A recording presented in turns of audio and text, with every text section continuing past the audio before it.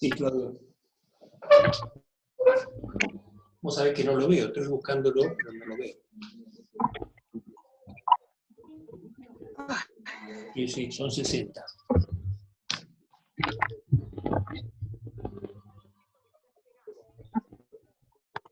Ahí está, ahí está. Ahí está, Andrés. ¿Eh? No lo veo en pantalla, pero sí.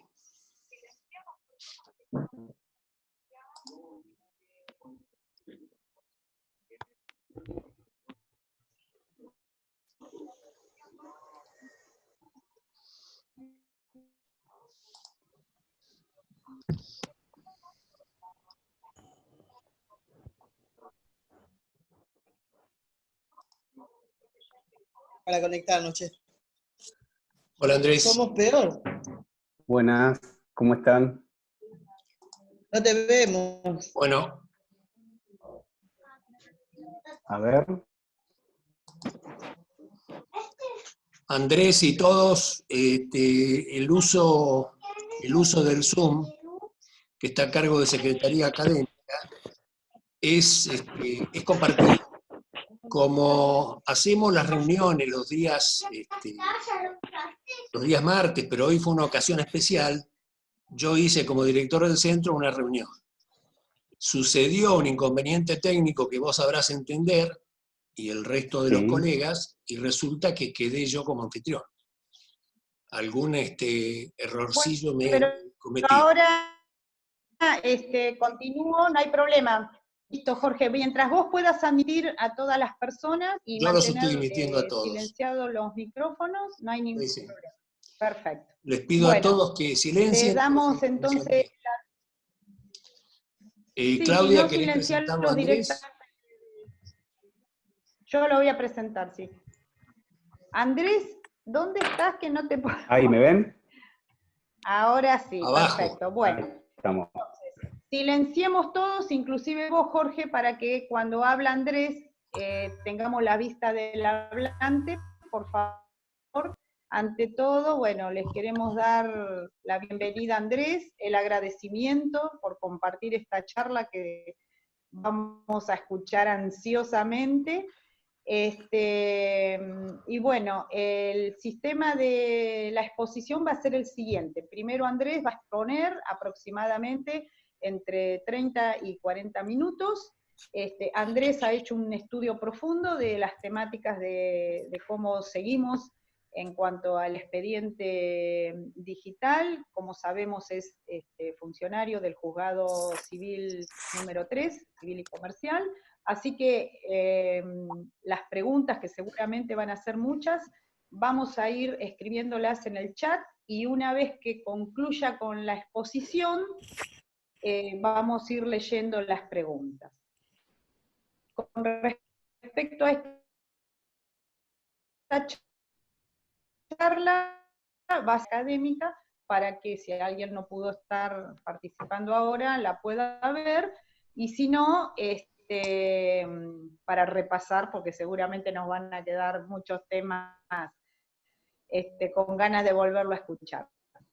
Bueno, Andrés, ya pasaron 2 minutos, si vos querés comenzar, te damos la palabra, nos silenciamos todos.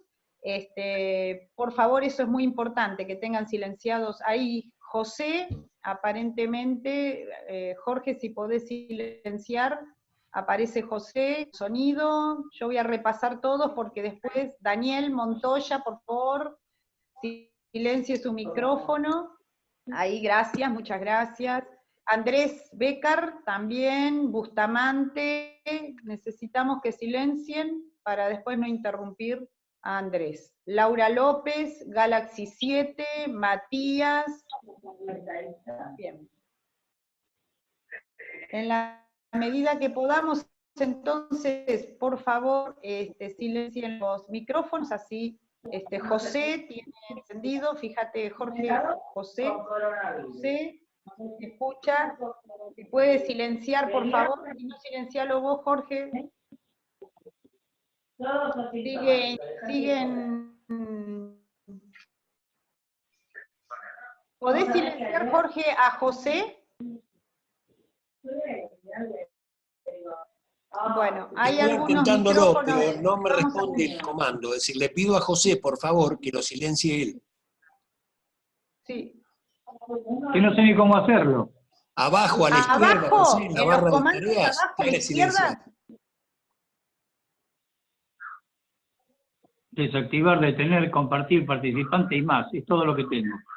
Jorge, tratá de silenciarlo vos desde los participantes. Bien. Bueno, a ver quién más. Bustamante, H. Bustamante lo tiene encendido. Si no, vamos a tener que... Galaxy 7 está encendido. Telma Jara está compartiendo pantalla. Sacale, por favor, Jorge, la pantalla del Telma. Dejar de compartir pantalla, Jorge, arriba, por Sí. favor. Salí sacar. Lo que pasa es que me mandó a la pantalla de Telma. No. Arriba tenés un link, arriba donde dice compartir pantalla, apretá la parte verde, por favor. Telma Jara.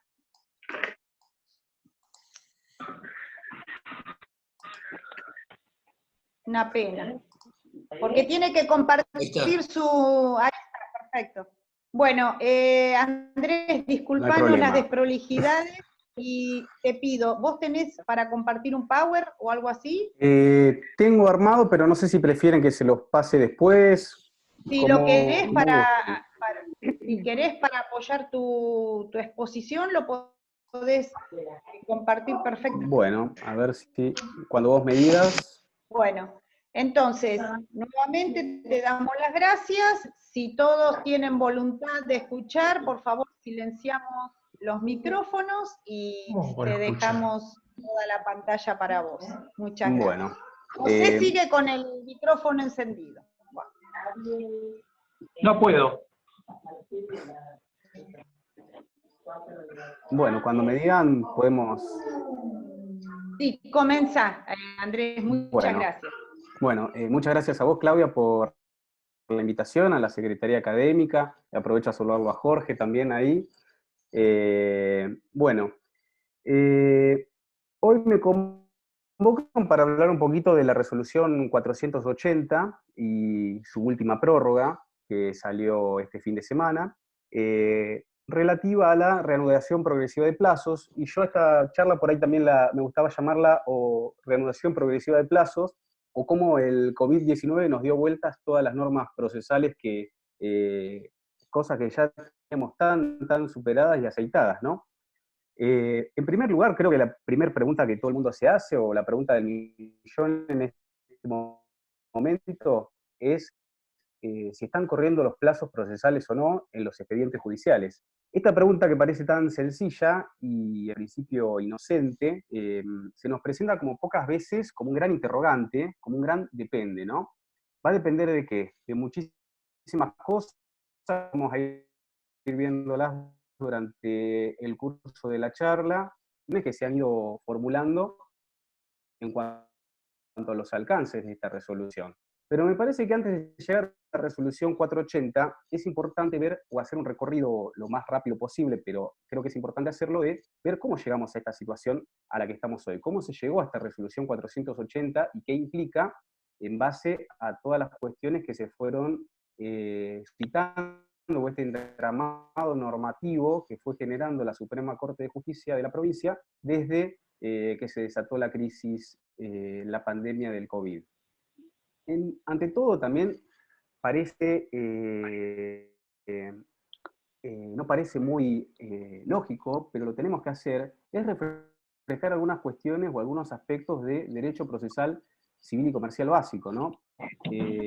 Volver a las nociones de orden procesal, a la noción de preclusión, porque, como sabemos todos, nuestro sistema, nuestro ordenamiento procesal tiene un sistema de plazos rígido basado en la preclusión, es decir, que los actos procesales hay un tiempo, una ventana de tiempo en el cual se pueden ejecutar válidamente, vencidos los cuales ya no queda posibilidad de hacerlos válidamente en el futuro. Es decir, los plazos corren o no corren, hay un plazo, una ventana para formular válidamente determinados actos procesales, y si no se ejercitan, no se ejecutan dentro del plazo legalmente establecido, esto acarrea una consecuencia gravosa para la parte que deja de cumplir determinado acto, que implica la pérdida de derechos o de distintas facultades procesales.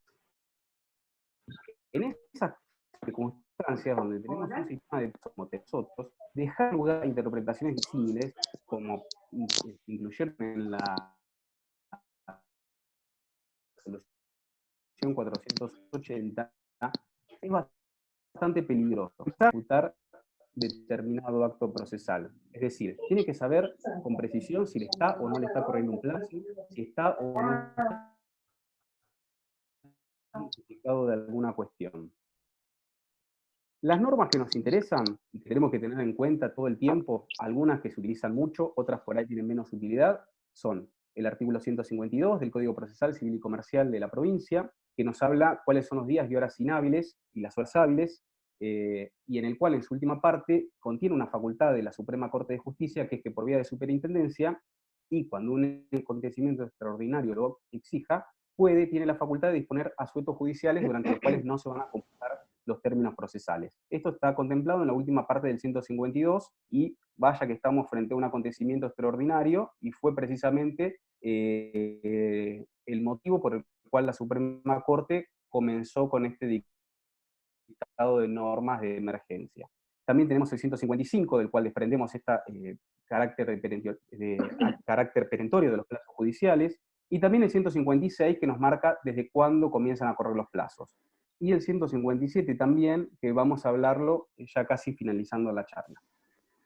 ¿Cuál fue el inicio de todo esto? Bueno, todo este entramado procesal de emergencia comenzó el día 16 de marzo de este año, a partir de la resolución de Corte, que firmó en pleno el Tribunal, número 386. Fue el puntapié inicial para las restricciones a la prestación del servicio de justicia. Concretamente, lo que se dispuso en la 386 del año 2020 fue disponer un asueto judicial con suspensión de términos judiciales, en principio, desde el 16 de marzo, que fue el día que se dictó el acuerdo, hasta la resolución, hasta el día 31. Y se aclara, como siempre sucede de práctica en estos casos, que ello es sin perjuicio de la validez de los actos que se cumplan en ese periodo. Como sabemos, y como vamos a ir viendo, esa asueto con suspensión de términos fue sucesivamente prorrogado a medida que se extendió la vigencia del aislamiento social preventivo y obligatorio. Además, durante ese lapso de tiempo en el cual se declaró el asueto y la suspensión de términos, con la 386 lo que se dispuso fue también guardias mínimas en tribunales, limitándola exclusivamente a la atención de asuntos de urgente despacho que, por su naturaleza, no admitieran demora. Para esto se dispuso únicamente que queden habilitados los juzgados y tribunales en turno, con una guardia mínima y además que en los restantes órganos también haya una guardia mínima para que se vayan turnando de manera rotativa funcionarios y magistrados. A los pocos días, el 18 de marzo, la de la Corte, en virtud de la delegación que le efectuó el Tribunal en Pleno en esa 386 que habíamos comentado al principio, comenzó a dictar normas para complementar y regular el funcionamiento de los tribunales y la actividad judicial. La más importante de esas normas es la resolución número 10 de este año, que fue dictada, como mencioné, el 18 de marzo. Constituye un verdadero reglamento para el funcionamiento de la justicia en la emergencia, porque regula muy variados aspectos en cuanto a la prestación o funcionamiento de los órganos judiciales y además de cómo tienen que actuar las partes en el proceso. En primer lugar, lo que hizo esta resolución 10 fue limitar la concurrencia a los tribunales, es decir, hizo saber a los litigantes, profesionales y público en general, que toda trámite, gestión o consultas, todo lo que era necesario formular en el marco de un proceso, tenía que hacerlo siempre que sean de carácter urgente y necesarias por medios telemáticos, los que incluía correo electrónico, presentación electrónica, llamado telefónico. Se limitó el ingreso de personas a los organismos y dependencias judiciales, a las personas que hubieran sido previamente citadas, y se previó que, para el caso estrictamente necesario, haya turnos para garantizar la prestación del servicio, siempre que se garanticen medidas de seguridad para el contacto directo con el personal. Por otro lado, se impusieron pautas de trabajo generales para funcionarios, empleados y jueces. Aparece por primera vez posibilidad de que el personal judicial preste tareas de forma remota, es decir, desde su domicilio a través de la modalidad de teletrabajo. Esto, posteriormente, fue motivo de convenio, tanto con el Colegio de Magistrados y Funcionarios, así como la Asociación Judicial Bonaerense, para regular estos aspectos de prestación del servicio a distancia. Y además, en el medio, se dictaron los acuerdos 3971 y 3975, que implementan un montón de cuestiones relativas a la aplicación al proceso judicial, permitiendo la suscripción digital de presentaciones y habilitando firma remota, lo cual todo esto vino posteriormente a facilitar este trabajo remoto. En principio, la resolución 10 lo que hizo fue habilitar esta posibilidad que posteriormente se fue regulando y mejorando sus aspectos de implementación. Por otro lado, y esto es importantísimo, siempre tenerlo en cuenta, impuso pautas excepcionales de actuación para las partes y los abogados. Que si se quiere es el aspecto más importante de esta resolución, en la cual en principio se dispuso la suspensión general de todas las actuaciones, es decir, todas las actuaciones procesales que hubieran sido ordenadas por los organismos jurisdiccionales, salvo hizo la excepción de las que eran referidas a movimientos bancarios, como aperturas de cuenta, transferencias, giros, y todos los demás que el magistrado considere urgente. El resto fue suspendido. También esto incluyó la suspensión de las audiencias, salvo también aquellas que fueran urgentes, y su sustitución por escritos, resoluciones o la posibilidad de hacerlas mediante videoconferencia. También se previó algo muy importante, que es en cuanto a la caducidad de la instancia, que se aclaró que todos los días incluidos en el asueto iban a ser considerados inhábiles al cómputo de la caducidad. Y también se suspendió el inicio de nuevas causas. Se limitó la presentación de nuevas demandas, únicamente permitiendo el ingreso de escritos a las causas que se refieran a asuntos de urgente despacho o en aquellos casos donde hubiera sido inminente la prescripción de la acción. Además, en esta resolución se instruyó a la Subsecretaría de Informática de la Corte que diera la posibilidad de implementar el inicio electrónico de determinadas causas. Otra cuestión muy, muy importante que establece la resolución 10 es que importó modificaciones al régimen de presentaciones electrónicas. Todo esto siempre aclarando de que son modificaciones de carácter provisorio y excepcional. Es decir, mientras dure el estado de la pandemia, de emergencia. Una vez finalizado el estado de emergencia, se supone que volvería al régimen de presentaciones electrónicas en su redacción originaria, ¿no? En primer lugar, y esto es para destacar, y lo que tenemos que tener en cuenta porque va a tener incidencia cuando veamos la 480, es que se limitó la presentación de escritos judiciales únicamente para los asuntos que requirieran urgente despacho. Esto es muy importante recordar, porque En principio, conforme a la resolución 10, las partes, los abogados, no debieran haber enviado presentaciones electrónicas a los juzgados que no sean de carácter urgente.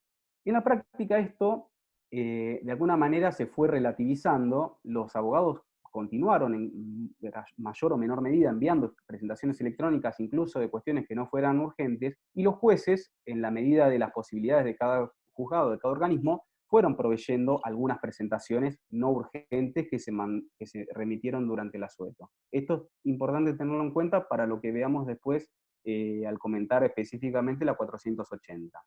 Además, ya en esta resolución 10 se estipuló que todas las presentaciones electrónicas tienen que ser sí o sí canalizadas a través de medios electrónicos, esto es, a través del portal de notificaciones y presentaciones electrónicas, no admitiéndose presentaciones en soporte papel durante el estado de emergencia. Se introdujo para el único supuesto de que el abogado actuara como patrocinante, la parte como por derecho propio, la figura del abogado depositario, es decir, una figura que ya estaba contemplada en el proyecto de reforma del Código Procesal Civil y Comercial, en el cual, cuando sea necesaria la firma hológrafa del cliente, se establece un procedimiento en el cual el cliente tiene que firmar el escrito en presencia de su abogado, el abogado tiene que generar una copia digital de ese escrito, subirlo al sistema, y esa remisión vale como presentación formal del escrito hológrafo que va a quedar en poder del abogado en calidad de depositario. Esto trae algunas cuestiones que exceden hoy el objeto de esta charla, que generaba cómo puede ser que se pueda cumplir, estando en vigencia el aislamiento social preventivo y obligatorio, esta firma presencial del cliente. Se ensayaron distintas soluciones, de que sea a través de Zoom, etc. No nos vamos a detener demasiado en eso, porque ya es para otro comentario. También la resolución 10 modificó el régimen de notificaciones electrónicas, e incluso, en cuanto a notificaciones procesales, una resolución de presidencia de corte, como es esta, la número 10, incluso modificó el Código Procesal Civil y Comercial, porque dispuso que todas las notificaciones que se ordenen en un proceso, salvo aquellas que tengan que notificarse o diligenciarse específicamente en un domicilio real, tienen que ser en soporte electrónico, inclusive, dice esta resolución, aquellas sentencias o resoluciones interlocutorias con fuerza de definitivas que, por imperativo legal del CPC, tienen que ser notificadas por cédula en papel. Es decir, esta resolución, una resolución de presidencia de la Corte, efectivamente, en la práctica modifica el Código Procesal Civil y Comercial. Y además dice que esas notificaciones electrónicas que se ordenen tienen que ser materializadas de oficio por el juzgado. Bien. Las cédulas en papel entonces solamente quedaron reservadas a esos supuestos en que tienen que ser en un domicilio real, por ejemplo, el traslado de una demanda urgente, un amparo, por caso, y también hay otros mecanismos que están previstos para la devolución de esas notificaciones que tampoco nos vamos a detener hoy en eso. Posteriormente, hasta ahí la resolución 10, que son pautas excepcionales, que son un verdadero reglamento para la actuación en la emergencia, la prestación del servicio por parte de los organismos y cómo tienen que actuar las partes durante la emergencia. Posteriormente salió la resolución 1320, que salió el día 20 de marzo, el mismo día que se implementó el aislamiento social preventivo y obligatorio por parte del Poder Ejecutivo Nacional, en donde inhabilitó esta resolución, la 1320, inhabilitó el ingreso de nuevas causas por receptoría y dispuso que las nuevas causas tengan que ser iniciadas ante el organismo judicial que esté de turno. Para los amparos hizo una salvedad que dijo que podía ser de cualquier fuero. En el resto de las causas se inician ante el organismo de turno correspondiente a cada fuero. También se habilitó la firma unipersonal en tribunales colegiados para resoluciones urgentes, y esta resolución 1320 limitó el horario de atención al público, en los escasísimos supuestos que se admite, de 8 a 12 horas, es decir, limitó 2 horas el horario de atención. Luego vino la resolución 1420, que la dictaron el 30 de marzo el presidente de la Corte, y lo que hizo fue esta resolución prorrogar el asueto que había sido ordenado por la resolución 386 de Corte hasta el día 12 de abril. Esto de manera concordante a cómo había sido extendido el aislamiento social preventivo y obligatorio. Lo importante de esta resolución, la 1420, que además de prorrogar el asueto, Lo que empieza a aparecer acá, el 30 de marzo, recordemos, fue una postura de la Corte de ir liberando de a poco, ampliando la prestación de los servicios que prestan los órganos de justicia. Y en este caso, lo que le dijo a los jueces fue, en esta resolución 1420, reitero, fue que en la medida que las posibilidades lo permitan y siempre que no desatiendan las cuestiones de urgente despacho que tienen prioridad para ser atendidas durante el estado de emergencia, les dijo a los jueces que en la medida que puedan vayan dictando las providencias, resoluciones o sentencias que tuvieran pendientes. Aparece después, el 3 de abril, la resolución 1520. Esto vamos a ir haciendo un recorrido, digamos, cronológico y secuencial para ver, describir cómo estamos parados y qué podemos hacer y qué no. Porque todas estas resoluciones que venimos comentando han sido prorrogadas, con lo cual mantienen su vigencia, con algunas modificaciones de la 480 que vamos a llegar al final. La 1520, dictada el 3 de abril, es importante porque habilita la presentación electrónica de demandas y también de quejas ante las cámaras de apelación. Esto lo hace a partir del 6 de abril, con vigencia a partir del 6 de abril, se permite el ingreso electrónico de causas y se reitera siempre causas que sean urgentes o en las que sea inminente la prescripción de la acción. Se hace a través de una sección específica que se habilitó en el portal de notificaciones y presentaciones electrónicas para el inicio de causas y se hace también ante el organismo de turno del fuero que corresponda. Muy bien. Posteriormente, 12 de abril, llegamos, se dicta la resolución número 1820, en la cual se prorroga nuevamente el asueto. Siempre estas prórrogas del asueto y suspensión de términos coinciden con la extensión de las medidas del Poder Ejecutivo Nacional. Y además, en esta resolución, la 1820, que prorroga, que extiende el asueto con suspensión de términos hasta el 26 de abril, recuerda el presidente de la Corte las distintas pautas que hay para actuación y además amplía de alguna manera la modalidad del teletrabajo. Siempre acá como para ir tendiendo a ir de a poco, paulatinamente, una mayor ampliación del servicio. Bien, llega el 26 de abril y por una resolución de presidencia, la número 2120, se extiende provisoriamente el asueto con suspensión de términos hasta el día 10 de mayo, y esto lo hace de manera provisoria, clara, extiende la 386 hasta el 10 de mayo, porque ya había sido anunciado por el presidente de la Nación una nueva prórroga del aislamiento social preventivo y obligatorio, pero estaba todavía en ciernes una nueva resolución para dictar por parte del Tribunal en Pleno que modifique o amplíe bastante la modalidad de trabajo en que se venía trabajando. Y nos referimos a la resolución 480, que fue dictada por el Tribunal en Pleno al día siguiente. Entonces, para ir haciendo un resumen de lo que tenemos hasta acá, hasta el momento de que se dictó la resolución 480 por parte del Tribunal en Pleno, teníamos la resolución 386, recordamos que es, digamos, del inicio de todo, 16 de marzo, decreta asueto con suspensión judicial de todos los términos en toda la provincia. La resolución 1020, esto nombro las resoluciones destacadas y que son de aplicación a la mayoría de los procesos de los fueros civil, comercial, laboral, familia, contencioso administrativo, etc. Después hay otras resoluciones muy importantes dictadas en el marco de cada fuero específico, por ejemplo la resolución 1220, que extendió la vigencia de las medidas de protección contra la violencia familiar, que es muy importante porque alivianó mucho la carga laboral de los juzgados de familia. Pero bueno, hoy acá nos detenemos a las resoluciones generales y que nos interesan específicamente para la 480 y ver qué efectos trae en cuanto a los plazos.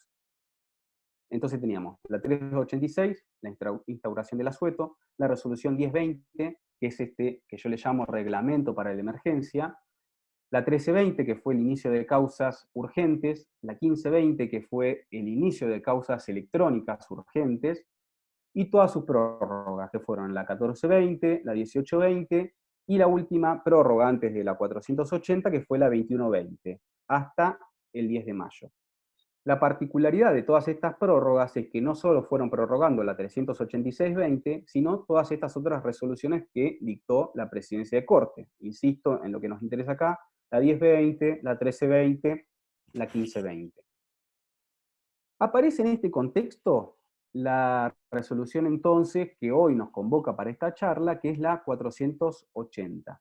fue dictada el 27 de abril, esto es un día después de que el presidente de la Corte prorrogara todas las resoluciones y el asueto y la suspensión de términos hasta el 10 de mayo. La 480 entonces aparece como una solución, una hoja de ruta, una guía que nos propone la Corte para ir sacando a la justicia de este letargo, de esta parálisis en la que se sumergió por la pandemia, por la crisis sanitaria sin precedentes del COVID-19. Entonces, básicamente, ¿qué es lo que tenemos que tener en cuenta? No podemos olvidar nunca, cuando analizamos la 480, que por el artículo 1 lo que hace en primer lugar es prorrogar la resolución 386-20 hasta el 10 de mayo. Es decir, 386-20 asueto con suspensión de términos. Por lo cual, el asueto y la suspensión de términos fue prorrogada por esta resolución, la 480. También prorrogó la 1020, la 1320, la 1420, la 1520, la 1820, eran todas estas prórrogas que veníamos comentando, el reglamento para la actividad durante la emergencia, etc. También la 480 mantuvo la prohibición de ingresar nuevas causas, salvo aquellas que sean urgentes o en las que sea inminente la prescripción de la acción. Lo que es importante, entonces, tener en cuenta que esa prórroga de la 386 del asueto con suspensión de términos, la prorroga, pero con las adecuaciones que establece la propia 480. Por lo cual hay que tener en cuenta que, ante situaciones no previstas o no contempladas en la resolución 480, ¿cuál va a ser lo que va a regir? Va a ser el principio general o la regla general, que es la suspensión de términos. Las habilitaciones parciales que se van a ir dando de términos, lo van a hacer en la medida que se produzca alguno de los supuestos que contempla la 480. Para la generalidad, estamos aún en el marco... ¿Hola? Ah, pero pensé que habían... ¿Cómo te vas, Marcela? Bueno, ahí bajo. La generalidad queda entonces la suspensión de términos procesales. Ah, bueno, dale, dale, gracias. Chau, chau. Y el mecanismo que diseña la Corte en esta resolución para ir sacando a la justicia de esta parálisis y para ir ampliando la prestación del servicio de justicia es la verdad que bastante novedoso y no menos confuso, porque tiene una relación bastante complicada, requiere un buen análisis de interpretación y así todo deja lugar a distintas interpretaciones, lo cual, como decíamos desde el inicio de la charla, es muy peligroso teniendo en cuenta que estamos ante sistemas de plazos preclusivos, es decir, plazo, acto que no se cumple dentro de un plazo determinado, no podemos ejercerlo más adelante. Con lo cual es bastante peligroso.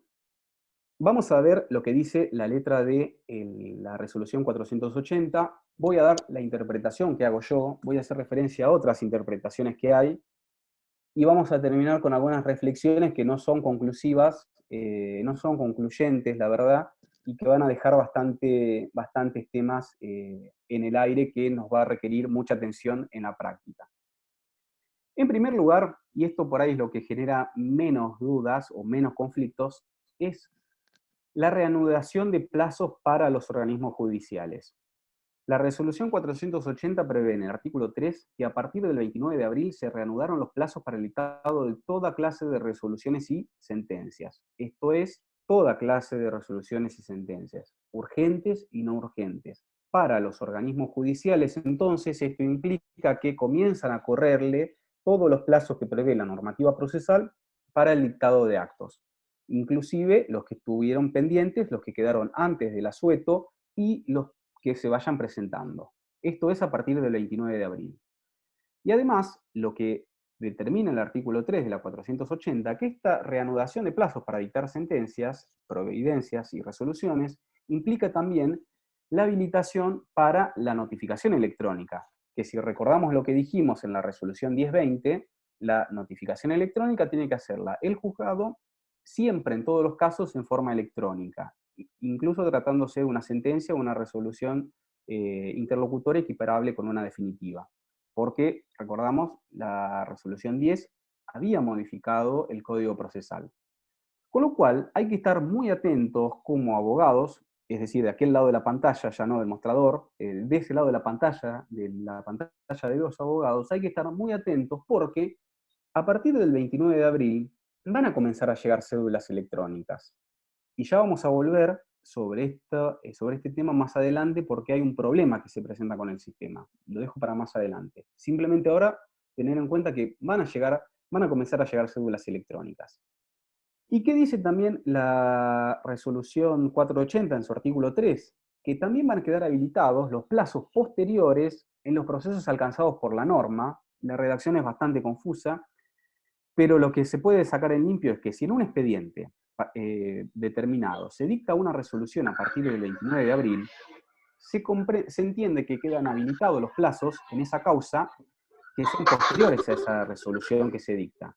Es decir, por ejemplo, va a correr el término para apelar una resolución o para interponer cualquier tipo de recursos.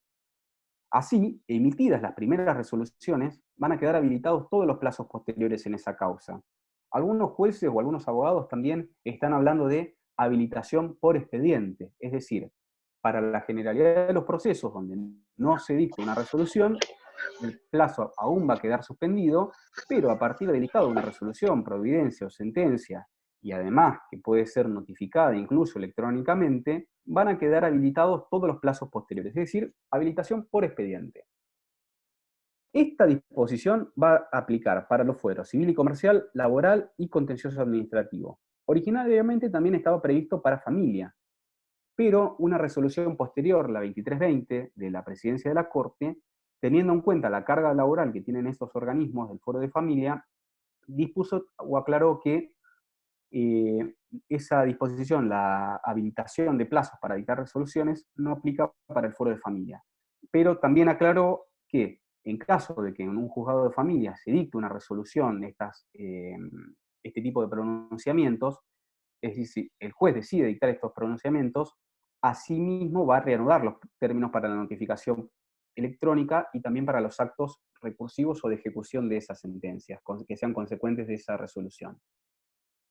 Hasta ahí la reanudación de términos para los tribunales. 29 de abril, los fueros que dijimos, excluido familia posteriormente, y vamos al artículo 4 que nos habla, y que es el más problemático, que nos habla de la reanudación de plazos para las partes.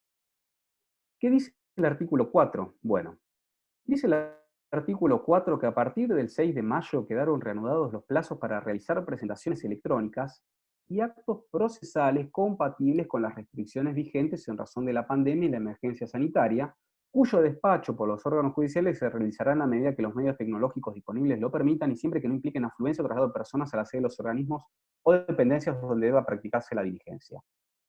Nuevamente aquí se excluye esta norma para ser aplicada en el Foro de Familia, y la verdad esta norma nos trae muchas dudas. ¿Cuáles son los plazos para realizar presentaciones electrónicas? Y además, que sean compatibles con las restricciones vigentes en razón de la pandemia. Le pone un condicional, este artículo, a la habilitación de plazos, que es que sean compatibles con las restricciones vigentes en razón de la pandemia. Acá, como decíamos antes, estando en un supuesto de proceso de plazos rígido, con preclusión, dejar esta interpretación, que para quién va a ser compatible un acto, para quién no, que en definitiva lo va a resolver el juzgado, la verdad que es muy problemático y puede dar lugar a muchos planteos. Vamos ahora a después volvemos sobre las problemáticas de esto. También se van a quedar habilitados todos los plazos correspondientes a todo acto de diligencia procesal posterior a cada presentación, y también se vuelve a aclarar acá, cuya realización fuera compatible con las restricciones vigentes por la emergencia sanitaria. Y acá también aparece una habilitación por expedientes, que la podemos llamar, ya que una vez que el proceso se reanuda, los plazos en ese expediente siguen corriendo hasta que nos topemos con un acto procesal o una diligencia cuya realización no sea compatible con las restricciones vigentes. Por ejemplo, si llegamos a un punto donde hay que hacer una diligencia que implique traslado de personas, que sea incompatible con las restricciones vigentes, el aislamiento social preventivo y obligatorio por caso, ahí nuevamente va a quedar suspendido el proceso sin poder avanzar porque nos vamos a topar con un acto procesal que no es compatible con las restricciones vigentes. Entonces, pasando en limpio, como regla general, los plazos están suspendidos desde el 16 de marzo de este año, que fue cuando se dictó la resolución 386, hasta el día 24 de mayo, teniendo en cuenta la última de las prórrogas dispuestas el día domingo, creo que fue 10 de mayo, por el presidente de la Corte. Esa es la regla general. Los plazos están suspendidos, salvo que se verifique alguno de los supuestos que se contempla en el artículo 3 o 4 de la resolución 480. Vamos a pasar a algunos ejemplos prácticos. Por ejemplo, para que quede más claro, si existió un plazo corriendo antes del 16 de marzo, ese plazo quedó suspendido y se va a reanudar una vez que finalice el asueto y la suspensión de términos. Por ejemplo, supongamos hoy, sin ninguna otra nueva prórroga, el plazo se reanudaría el 26 de mayo, porque recordemos que el 25 de mayo, que es lunes, es feriado nacional. Entonces, ojo, siempre teniendo en cuenta, en estos casos, que no se verifique ninguno de los supuestos que contempla la 480. Vamos a ejemplos más prácticos. Supongamos que un proveído se dictó el día lunes 9 de marzo. Se notificó por nota ese proveído el día 10 de marzo. Día de nota 133. El plazo se comienza a computar el día siguiente, porque no se computa el día que opera la notificación, esto es el miércoles 11. Si contamos, por ejemplo, un plazo de 5 días para presentar un recurso de apelación, hasta que se inició el asueto y la suspensión de términos del 16 de mayo, transcurrieron 3 días de plazo, esto es, el miércoles, el jueves y el viernes. A partir de allí, el 16 de marzo, quedó suspendido ese término, el cómputo del plazo, y se reanudaría, si no sucede nada en el expediente, durante todo este tiempo, a partir del 26 de mayo, es decir, que va a ser el primer día hábil posterior a la finalización de la suspensión de términos. Estamos hablando hoy, esto es dinámico, minuto a minuto, día a día, veremos si se prorroga o no. En cambio, si un proveído se dictó, supongamos, el día 12 de marzo, que es jueves, se va a notificar o se notificó por nota el día 13 de marzo, que fue viernes, y el plazo se va a comenzar a computar a partir del primer día hábil siguiente a la notificación, conforme el 156 del Código Procesal, y que hasta ahora, y salvo nueva prórroga, insistimos, es el 26 de mayo. Ahora, si durante el asueto se dictó un proveído que se notifica por nota, acá tener en cuenta si fue dictado antes del 29 de abril, también va a quedar notificado el día siguiente hábil, que va a ser el 26 de mayo. Si luego del 29 de abril, que es cuando comienza la reanudación de plazo conforme la 480, se dicta un proveído que tenga que ser notificado al Ministerio Legis, el dictado de ese proveído va a importar la reanudación de los términos procesales para ese expediente y la notificación va a operar entonces el día de nota inmediato posterior. Supongamos que se dicta una resolución el 29 de abril habilitada por la 480. La notificación de ese proveído va a operar el lunes 4 de mayo, porque recordemos que el 1 de mayo era feriado nacional, porque quedaron habilitados los plazos para ese expediente con el dictado de esa resolución. También, si luego del 24 de mayo se dicta una resolución o una sentencia que se debe notificar por cédula, el plazo para que se notifique por parte del órgano judicial de oficio y por cédula electrónica comienza a regir, y los plazos subsiguientes también. Entonces, la notificación de esa cédula electrónica va a operar del modo previsto para las resoluciones, para las notificaciones electrónicas, conforme al acuerdo 3845. Así, si se dicta una sentencia, supongamos, el 29 de abril, la notificamos por cédula electrónica, que se libra el lunes 4 de mayo, la cédula. La notificación va a operar el martes 5 de mayo, es decir, el día de nota inmediato posterior a la fecha en que esa cédula electrónica quedó disponible para su destinatario.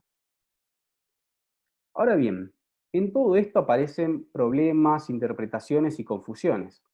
Por empezar, y acá es lo más peligroso, es que hay quienes interpretan, y reconozco que mi primera interpretación de la norma fue esta, que a partir del 6 de mayo, que es a partir del cual la resolución 480 reanuda los términos para hacer presentaciones electrónicas, al algunos consideran que a partir de esa fecha se reanudaron todos los términos.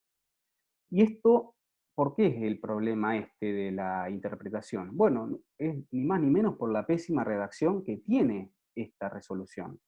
Porque habla de reanudar cuando quizás debió decir habilitar. Y yo no coincido con esa interpretación, porque en primer lugar no puedo soslayar que la propia resolución 480 impone que la regla es la suspensión de términos, porque prorroga la 386.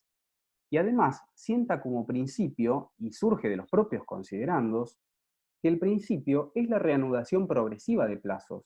La Corte no quiso reanudar en forma masiva todos los plazos, porque eso, y lo dicen los considerandos de la resolución, no es compatible con el régimen de restricciones a la circulación y el traslado de personas que tenemos vigente.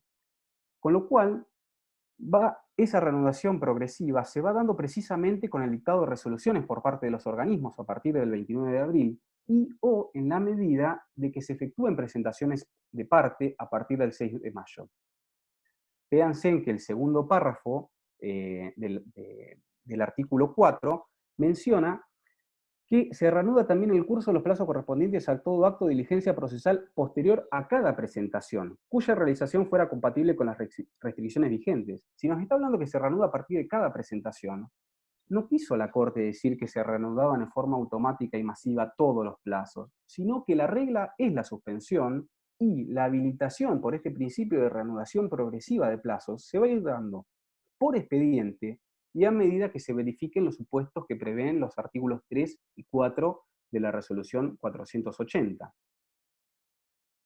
Y además, fíjense en que cuando hablamos de reanudar plazos para hacer presentaciones electrónicas, parece acá que la Corte en realidad lo que quiso decir es que ahora se pueden hacer todo tipo de presentaciones, y no solo las urgentes, porque antes surgía de la resolución 10, surgía una prohibición de presentar escritos no urgentes. Insisto, en la práctica esto se relativizó y los abogados continuaron enviando presentaciones de todo tipo, urgentes y no urgentes, durante todo el periodo de excepcionalidad y del asueto con suspensión del término. Pero en el entramado normativo que teníamos de la Corte, por la resolución 10, no se deberían haber presentado, no se deberían haber admitido otro escrito que no sea de naturaleza urgente.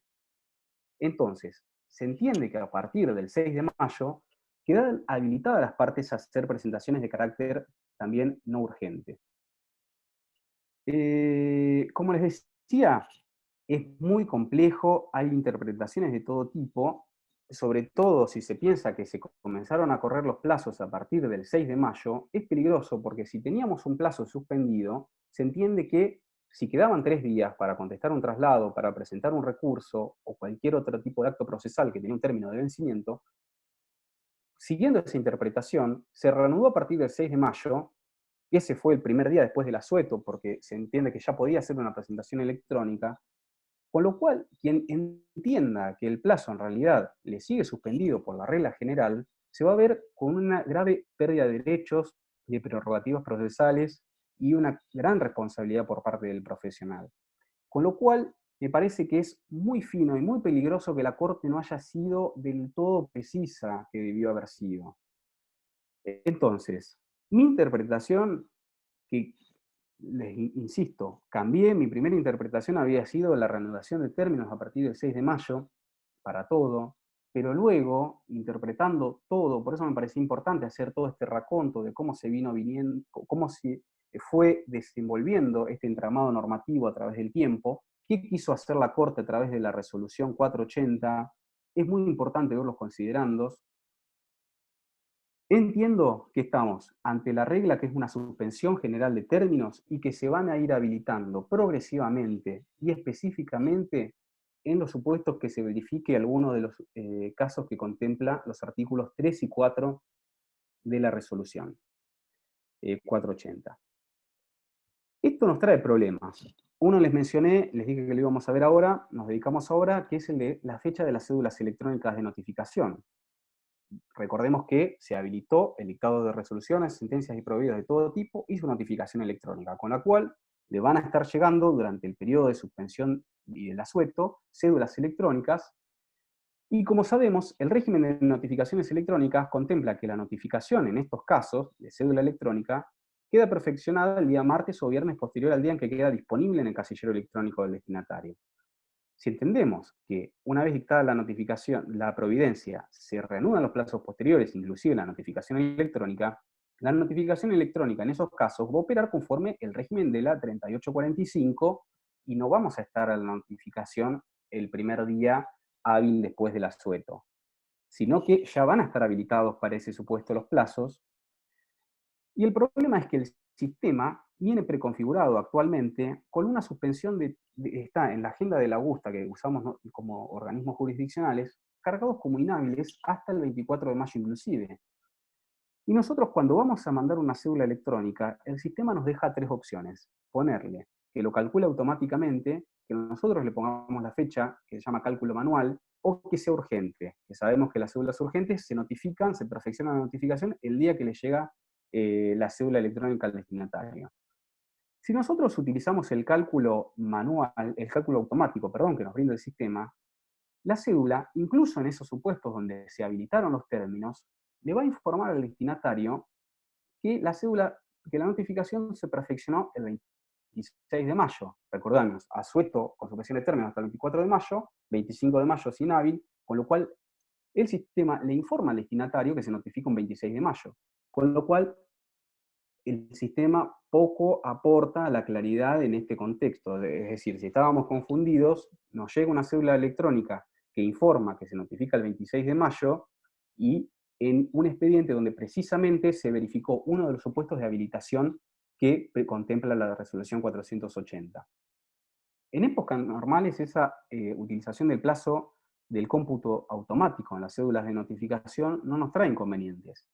Pero sí ahora con el Augusta que viene preconfigurado con asueto y suspensión de términos hasta el 24 de mayo.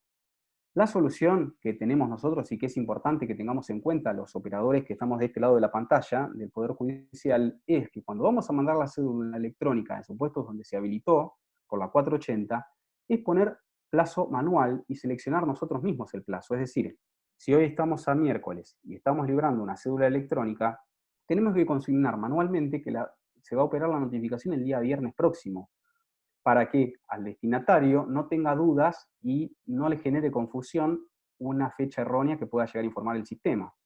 De lo contrario, si ponemos cálculo automático, le va a llegar en un expediente donde se habilitó específicamente los plazos, porque se dictó una resolución o porque se hizo una presentación de parte, que se notifica el 26 de mayo. Con lo cual, es bastante problemático y hay que tener mucha atención. Y otro problema que se nos genera es el tema de la nota. Es decir, ¿qué va a pasar con la nota y si la nota es un acto compatible o no con el aislamiento social preventivo y obligatorio? Si consideramos que es incompatible, es decir, que yo no puedo ir a dejar nota porque hay una restricción para hacerlo, la verdad que el proceso no avanza más. Va a quedar muerto porque ese acto procesal, evidentemente, implica un traslado personal hacia el órgano judicial y en principio sería incompatible.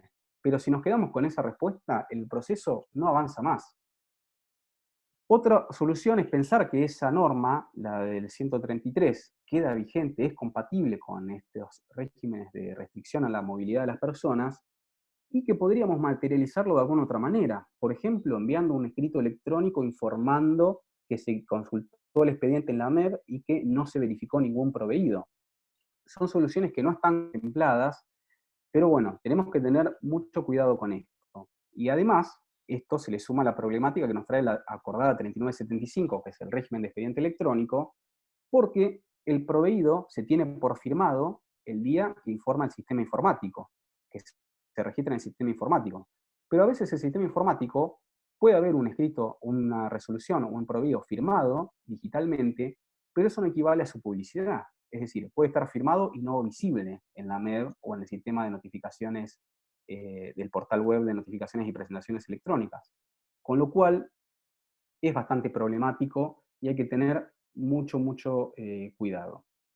¿Qué otras cosas nos permiten ya para ir cerrando conforme la 480? Bueno, mediante acuerdo de partes, dice la resolución en el artículo 6, Se puede autorizar en atención a las circunstancias, la sana discreción del juez, uso de herramientas tecnológicas accesibles para la realización a distancia de determinados actos procesales que de otro modo no se pueden cumplidos. También se pueden ordenar de oficio por parte del juzgado o del tribunal aquellos actos que sean de naturaleza urgente o cuya suspensión o postergación se puede derivar un grave perjuicio. La resolución en el artículo 6 dice a petición de parte. Si nos vamos a los considerandos, nos dice que tiene que mediar acuerdo de partes. Después ese acuerdo de partes se lo olvidaron en la parte resolutiva y no lo menciona. Yo personalmente considero que tiene que mediar acuerdo de partes porque siempre puede plantear la contraria alguna imposibilidad para cumplir, es decir, no sé, puede plantear una imposibilidad de índole tecnológica, que no cuenta con el token, que no tiene una posibilidad, una cámara para hacer un acto en forma remota, etc. Con lo cual creo que el acuerdo de partes para determinados actos procesales que de otro modo no se pueden hacer, si no es a través de medios telemáticos, herramientas tecnológicas, creo que tiene que mediar acuerdo de partes. Bien, y finalmente se aclara que los órganos judiciales pueden autorizar producción de prueba de peritos en todo o en parte, de reconocimiento judicial de informes y documental, según su sana discreción, siempre que esto no implique traslado de personas y que los medios tecnológicos lo permitan. Si implica traslado de personas o no son compatibles con el aislamiento social preventivo y obligatorio, entonces son actos que son incompatibles y no se van a poder ser llevados a cabo. Actos que no se permiten realizar de manera virtual son la declaración de los testigos, la resolución de posiciones, las audiencias de vista de causa en procesos laborales y de familia, y las audiencias con niños, niñas y adolescentes, salvo que medie un informe técnico que lo justifique. Sin embargo, hay que tener en cuenta que en caso de que las partes prestaran conformidad, que el órgano judicial lo propusiera y se llevara a cabo, las nulidades son relativas, con lo cual no va a ser un nulo por sí el acto si me dio conformidad de los participantes en hacerlo. Para ir cerrando y dejar lugar para algunas preguntas, la situación que estamos atravesando obviamente es inédita, era necesario reanudar la actividad judicial de alguna manera, pero lo que necesitamos es certeza. Y hoy lo que hay son muchísimas dudas de operadores judiciales, de los abogados, y esto es incompatible con regímenes de plazos estrictos y con sistemas de preclusión como tenemos nosotros en nuestro ordenamiento procesal. La verdad que no sé si había una manera de reanudar en forma masiva todos los plazos y que sea compatible todo esto con las medidas de restricción que hay vigentes por el Poder Ejecutivo Nacional. Esta es la solución que encontró la Corte, la redacción es muy perfectible, nos genera muchas dudas, pero creo que tenemos que como reflexión tener, no sé si un consejo, pero por ahí dejar una sugerencia para nosotros, los que estamos de este lado de la pantalla, para los abogados que están del otro lado de la pantalla, es, para los abogados en particular, extremar los cuidados en este contexto, ser sumamente precavidos, evitar en la medida de especular con un plazo. Yo sé que no es la palabra especular porque muchas veces se juegan muchos factores, la carga de trabajo, muchísimos factores, no es que se especula por el hecho de especular. Pero ante la duda y si tenemos la posibilidad, estemos atentos y cumplamos los actos en la manera mayormente ágil y pronta posible.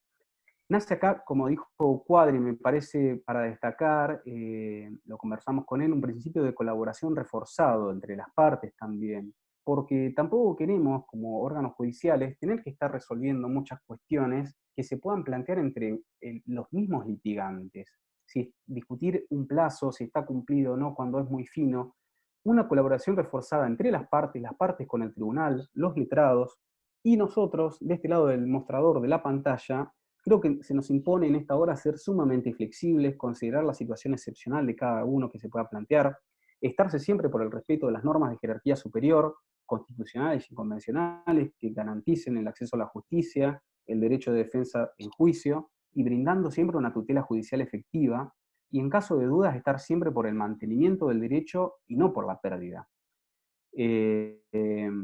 Espero haber sido lo más claro posible, quedan muchas cosas en el tintero, muchas interpretaciones posibles. Lo que yo sostengo, les reitero, varié en la primera interpretación que hice en cuanto a si corrían o no corrían los plazos.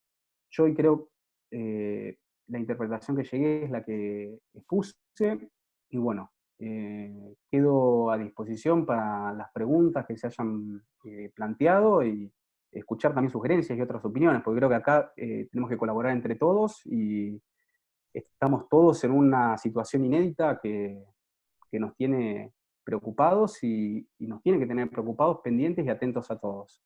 Así que bueno, gracias por la atención y por la invitación al colegio.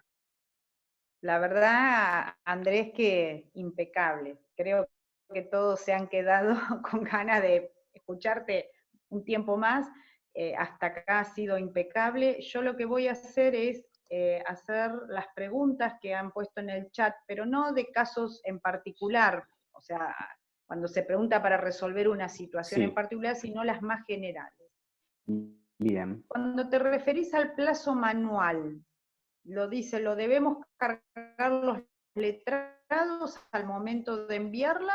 No, aclaro, el plazo manual nosotros lo que es, eso forma parte del momento en que nosotros vamos a practicar codificación electrónica. Es un aplicativo que tenemos que es un módulo de firma digital que forma parte del ecosistema de la Augusta, del sistema de gestión que usan los juzgados y los tribunales, no es de los abogados. Cuando nosotros como funcionarios vamos a mandar una cédula electrónica, el sistema nos da esas opciones, pero es algo interno del Poder Judicial. Trae una de las opciones que es, cuando vamos a firmar y remitir una cédula, es el cálculo automático, que el sistema solo ya está preconfigurado para que conforme la 3845 calcule automáticamente el plazo y le informe al que la recibe esa fecha en que opera la notificación, pero también nos da la opción de modificarlo y poner cálculo manual, en el cual el juzgado puede seleccionar una fecha diferente a la que informa el sistema de manera automática. Yo esto lo decía para evitar una confusión que está trayendo el sistema, que hoy en la agenda de la Augusta está cargado como inhábiles hasta el 24 de mayo. Así lo tiene preconfigurado, eso viene de corte, ya preconfigurado en la agenda esa fecha como inhábil. Si utilizamos el cómputo automático, los juzgados, los tribunales, al que le llegue la cédula, le va a estar llegando forma arriba la cédula en las referencias, que se opera el 26 de mayo, porque así está preconfigurado el sistema. Pero eso no está acorde con lo que dice la resolución 480, si es que se trata de un expediente donde se habilitó el plazo procesal, el curso de los plazos. Con lo cual puede traer confusión al que la recibe, porque va a llegar una cédula donde va a decir, en este expediente se habilitó el plazo porque se dictó una resolución conforme a la 480, el artículo 3, sin embargo me llega una cédula electrónica que dice que la notificación está operando el 26 de mayo, lo cual no es cierto, no es correcto, porque la notificación opera el día martes o viernes inmediato posterior a que se llegó la cédula. ¿Se entiende? Es algo interno del juzgado cuando va a notificar y que le genera confusión al que la recibe, al destinatario. Es una precaución que tenemos que tener como organismos judiciales al momento de practicar una notificación electrónica. Perfecto. Con respecto a los oficios, porque preguntan en el caso de que el oficio sea en papel, porque hay que llevarlo a un organismo, ¿en eso se ha avanzado en algo? Mira, nosotros, particularmente en el juzgado civil 3, y ya varios juzgados, entre ellos creo que el juzgado 6, si mal no recuerdo el 11, hay ya varios juzgados que estamos implementando de firmar los oficios que requieran firma de funcionario, la intervención del juzgado, los estamos suscribiendo digitalmente y se los devolvemos a la casilla electrónica, al domicilio electrónico del interesado, del que remitió con fronte un oficio, para que, una vez así, se obtiene un código de verificación, un código QR y un alfanumérico, donde el destinatario de ese oficio, la repartición a donde uno la va a llevar, puede validar que sea auténtico y que está firmado digitalmente. Nosotros en la página web del juzgado tenemos bien detallada la metodología, que es básicamente la misma que utilizan los juzgados civiles que lo están implementando. No todos los juzgados lo están haciendo, en algunos tengo entendido que en cuestiones urgentes se han programado un turno con el juzgado para ir a buscar un oficio en papel, pero bueno, la regla es que en papel no se entrega nada, la atención al público está restringida, solo a cuestiones urgentes, y retirar un oficio en papel es muy difícil hoy. Nosotros, y junto a otros juzgados, proponemos esta metodología de firmarlo digitalmente, que nos autoriza el acuerdo 3975, mandárselo al domicilio electrónico para que incluso lo puede enviar por mail el interesado, el abogado en diligenciar, si el organismo se lo permite. Y la verdad que es una manera muy práctica, y tengo entendido que hasta el registro automotor ha emitido oficios firmados de esta manera. puede pasar algún caso, alguna repartición que plantee algo, bueno, lo consideraremos. Bueno, hay algunas preguntas sobre familias, sobre los tribunales laborales, imagino que exceden tus posibilidades con respecto a qué ocurre con las vistas de causa o las causas Bien. urgentes en laboral. No sé si vos querés. Vistas Igual de vamos a causa, invitar a alguien de esos fueros. perfecto. Vistas de causa, así como para decir, tanto en familia como en sede laboral, están suspendidas y dice que no pueden ser llevadas a cabo por medios tecnológicos. Normalmente se recibe la declaración testimonial de las partes, de los testigos, la absolución de posiciones, son todos actos que la Corte todavía no autoriza llevarlos a cabo mediante videoconferencia. Entonces entienden que son incompatibles con las restricciones vigentes y no se pueden llevar a cabo.